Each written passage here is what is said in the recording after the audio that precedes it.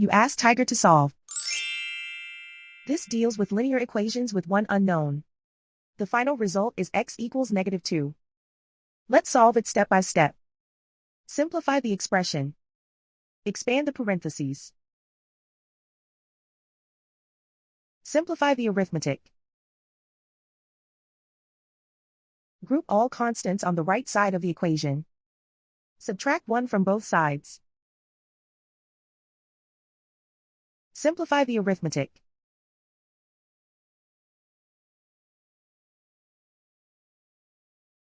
Isolate the x. Divide both sides by -3. Cancel out the negatives. Simplify the fraction. Move the negative sign from the denominator to the numerator. Find the greatest common factor of the numerator and denominator.